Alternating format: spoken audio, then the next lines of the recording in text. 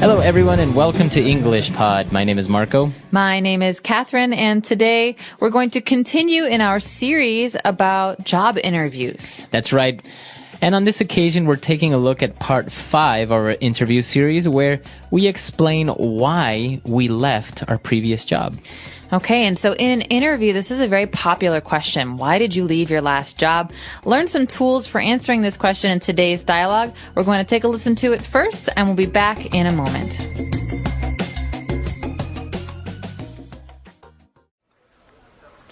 Okay, now I'd like to find out more about your last job. I see you spent almost 4 years at the London Weekly. Is that right? Yes, that's right. To be honest, the first year was quite tough for me. I was really just treated more like an intern. I didn't have many responsibilities, and I found it quite frustrating. So, what changed? Well, slowly but surely I proved myself, and the new editor liked me, so he promoted me to features writer. Wow, a real step up. Yes, I was responsible for restaurant and food reviews mostly. I spent 3 years in that position. But to be honest, it wasn't an area of journalism I wanted to stay in long term. I see. So why did you decide to leave finally? I just felt that the paper couldn't offer me any new opportunities. I really needed a more challenging role, to be honest. All right, we're back, and as we saw, Rebecca handled it quite well, explaining why you left your last job, because obviously you don't want to say something like, well, I just really didn't like my company, or, the boss was a really bad guy. Or I was fired for being lazy. Exactly. So why don't we take a look at a couple of different words on language takeaway. Language takeaway. Okay, so we've got some great descriptive words here. These are some adjectives. The first one is tough. So Rebecca said, to be honest, the first year was quite tough for me. All right, so she's describing that her first year at that company where she was working, it was tough, and that means hard, difficult. That's right. So you could say, this is a really tough situation. That means it's a difficult situation. It's hard because there's no easy answer. Exactly. So if you describe something as tough, it means that it's very difficult. Now, there is another meaning to this where it can be that you are a strong person. Right. So that's different because we're talking about a person, not a situation. But if you're talking about a job or an experience or even homework, like this homework is really tough, it means that it's very hard. Exactly. Well, apart from her job being a little bit tough, she said that it was also a little bit frustrating. Okay, so usually these things go together. If something is tough, like it's difficult, it's usually frustrating too. And so in this case, something is frustrating when it makes you unhappy or, for example, it makes you feel stressed. So something that's frustrating is not a good thing. Exactly. So as you gave the example with the homework assignment, if you have maybe a math assignment that's very difficult and you can't solve it, you don't find the solution, then you get frustrated. You get maybe angry at yourself, or you get very angry for not being able to solve it. So that's when something is frustrating. I hate being frustrated. Exactly. Well, it's not a nice feeling, but she said that, well, it was frustrating, it was tough, but, after a while, I proved myself. Okay, so that means that she was able to show someone that she can handle difficult things, difficult work, difficult situations. And so she said, I proved myself and the new editor liked me. So basically, she did a really good job. Exactly. So if you prove yourself, you're showing someone that you have great ability or capabilities of solving a problem or being able to handle a difficult job. That's right. For example, I could say, last year, Bob didn't do very well at school, but this year he really proved himself. He studied hard and he got really good grades. Exactly. And well, Rebecca, what she got in exchange for proving herself, she got promoted. This is great. So promotions are good things. The verb here is to promote or to be promoted. So in this case, she was promoted. You could say last year I was promoted, or he will be promoted next week. He doesn't know yet. Exactly. Now, remember that to be promoted means to get a better position in your job. Now, as we mentioned, the verb is to promote. And you may be asking yourself why we are using the verb to be in the past, was promoted. And this is because it's an ed adjective. It's an adjective that ends in ed. So you may think it's a verb, but it's not. It's actually an adjective. The verb here is to be. Exactly. So I was promoted. Was is obviously our verb here, the verb to be, but promoted is an adjective that ends in ed. Okay, and so if I'm the boss, the action I do, the verb I do, is I promote someone. So this can be a little bit tricky, but we recommend that you check out the website for more details because we have lots of examples of how to use this. Exactly. Well, she got promoted and, she was really happy for a while, but then she said, you know what? I really needed a more challenging role, a more challenging job. Okay, challenging is a great adjective. It means something is difficult, or it gives you a challenge. So that means it's not easy. Yeah. So she found that her job was a little bit too easy, so she wanted something a little bit more challenging.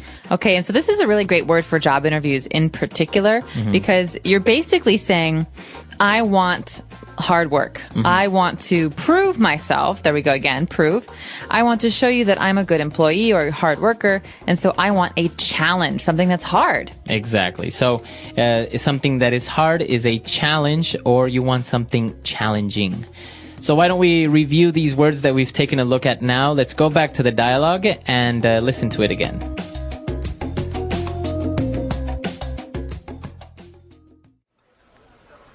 Okay, now I'd like to find out more about your last job. I see you spent almost 4 years at the London Weekly. Is that right? Yes, that's right. To be honest, the first year was quite tough for me. I was really just treated more like an intern. I didn't have many responsibilities, and I found it quite frustrating. So, what changed? Well, slowly but surely I proved myself, and the new editor liked me, so he promoted me to features writer. Wow, a real step up. Yes, I was responsible for restaurant and food reviews mostly. I spent 3 years in that position. But to be honest, it wasn't an area of journalism I wanted to stay in long term. I see. So why did you decide to leave finally? I just felt that the paper couldn't offer me any new opportunities. I really needed a more challenging role, to be honest.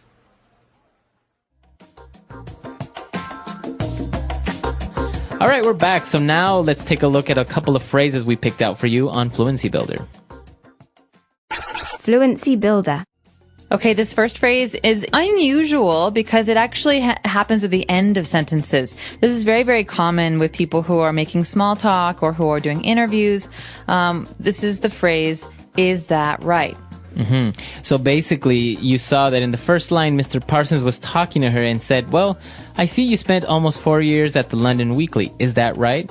So he's ending the sentence with this phrase. So he's making the sentence a question. I see that you did this. Is that right? So he's asking her to confirm the fact that he knows about her because maybe they've never really talked before. So this is a good way for him to ask her to give more details. Exactly. So for example, Marco, I hear that you're from Ecuador. Is that right?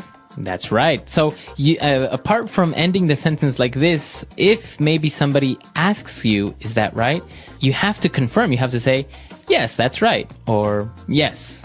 It's also good to elaborate, to give more details. So, Right. yes, I'm from Ecuador. I was born there, but I've lived in the United States. This is a way to give more information because that's basically what the person's asking. Yeah, I think it wouldn't be very good if you're at a job interview and the person says, is that right? And you say, yes, that's right. And then you don't say anything else. So, yeah, basically the point is you have to confirm or deny. You have to say, yes, that's right, or no, that's not right. And then you have to give some information about the question. Exactly. All right. Now, moving on, when Rebecca, again, was talking about her job, she was saying it's tough, and I didn't have many responsibilities, and I found it quite frustrating.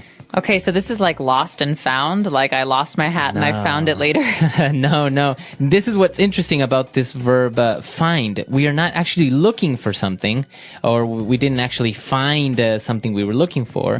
This is kind of a realization, right? That's right. It's like a feeling. So I find this movie boring. That means I think this movie is boring. It's the way that you're thinking about something. That's right. Or you can say, oh, I found Paris to be quite an expensive city. Yeah, pretty expensive. So this is your impression. This is the way that you feel about something. Exactly. So this is another way that you can use this word to find.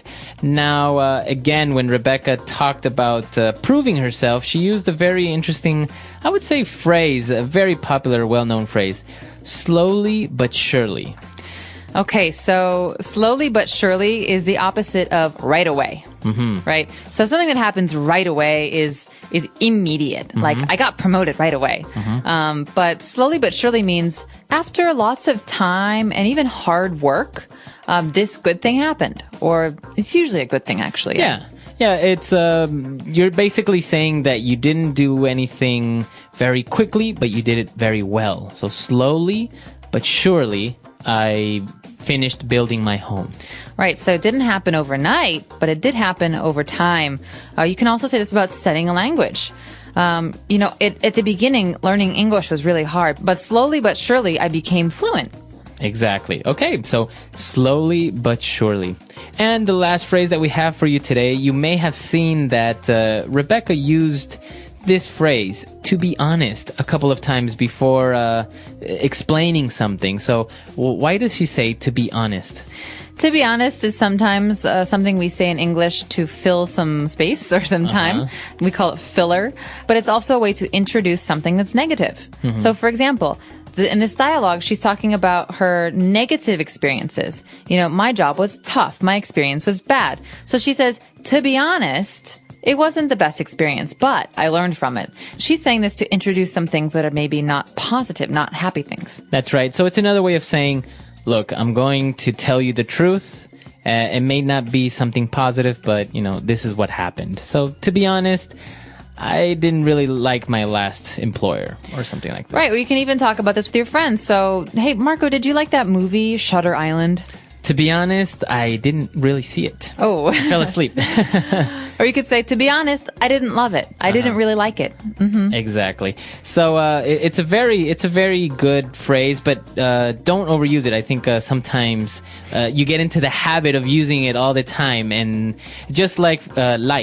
Yes. Some people, I went to the movies yesterday, and to be honest, so try to keep these fillers as you described them to a minimum. So don't really use them too much. Yes. Say thoughts and ideas, nice action verbs, not too much fillers, because sometimes, especially in an interview, it makes people think that you don't really know much to say. Yeah, exactly. Okay, so let's listen to the dialogue for the last time, and we'll be back to chat a little bit more.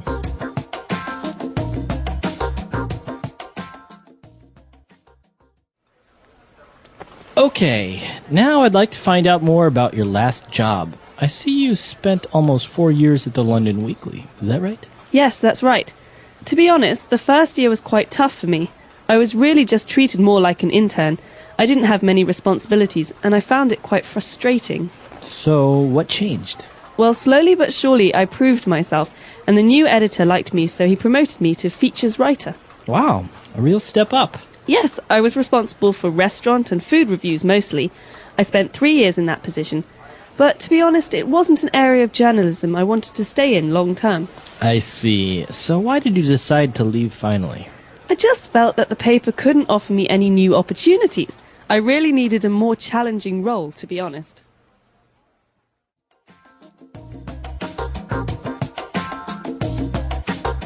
All right, so talking about your last employer, this is a pretty ideal thing. Now, do you have any advice that you can give our listeners about describing your last job? Why did you leave your previous employer? Well, I do have a little bit of basic job advice. I would say don't complain about your last employer. Don't say my boss was mean, my coworkers were lazy, my company was terrible, because usually as a person doing an interview, that makes you think that this person, if they work for you, will complain about you. And so I think it's important, like what Rebecca does in this dialogue, to keep it positive. Yeah. Every negative situation can become a positive experience. So the job was tough, but it was a good challenge, right? Or, but she learned how to do many new things. Exactly. I think this is important for anybody in any language, but in English especially, to use some of these phrases and to say, I really like a challenge, or I didn't feel this was challenging enough, things like this, as opposed to, my old boss is so mean. He made me work on the weekends. Yeah. That company is so terrible. I mean, that kind of stuff no one wants to hear. Yeah, exactly. And I think it's not really useful because even if the company is the competitor, so you don't really get any extra points for giving them like the dirty secrets of what was going on in the company. Maybe saying, oh, my coworkers, they were just so mean to me and stuff like this. Yeah, no, it makes you seem like a complainer. Yeah. And no one wants to hire a complainer. Exactly. All right. So this is an interesting topic. We would like to hear from you. So come to EnglishPod.com and tell us, why did you leave your previous employer? Or just let us know about some of your interview experiences or some of your interview questions. We're happy to help you out. We'll hope to see you at the website. All right. We'll see you there. Bye. Bye.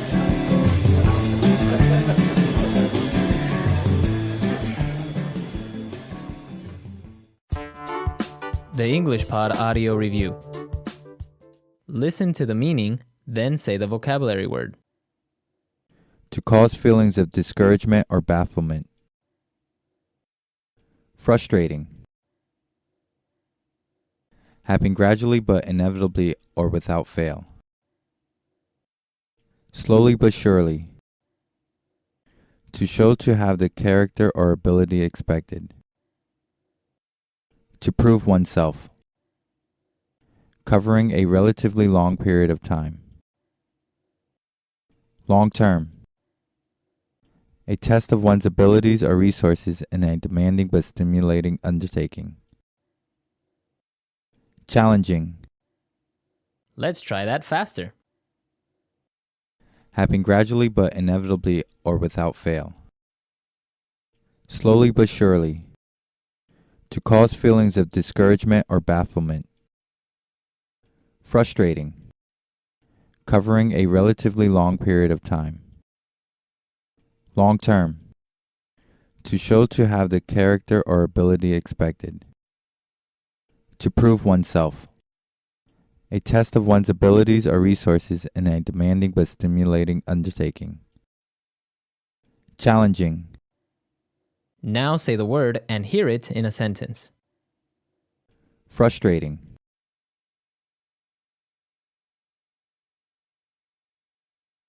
Learning a language is a difficult thing to do, and it can be frustrating at times. Frustrating.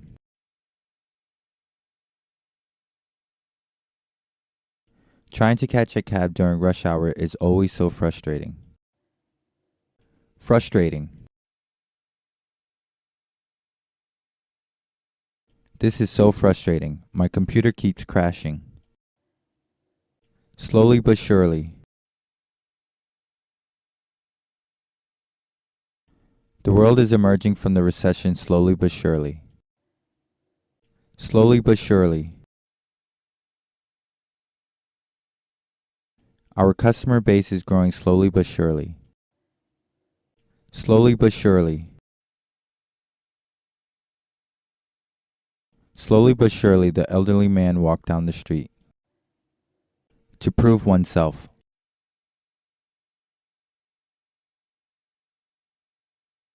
You have to prove yourself capable before the boss assigns you a project of your own. To prove oneself.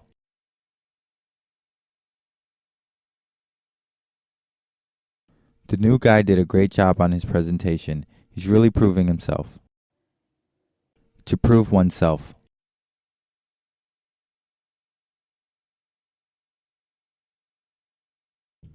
I always turn in quality work on time, but Mr. Wilson still doesn't think I've proved myself. Long term. What are your long-term goals? Long term. I don't see myself living in Hong Kong in the long term. Long term. We work hard to build long-term relationships with our customers. Challenging.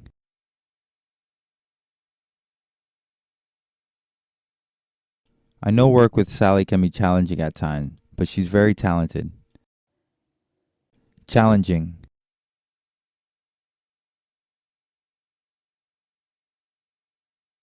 All right, team, this is a really challenging situation. We need to come up with a solution. Challenging.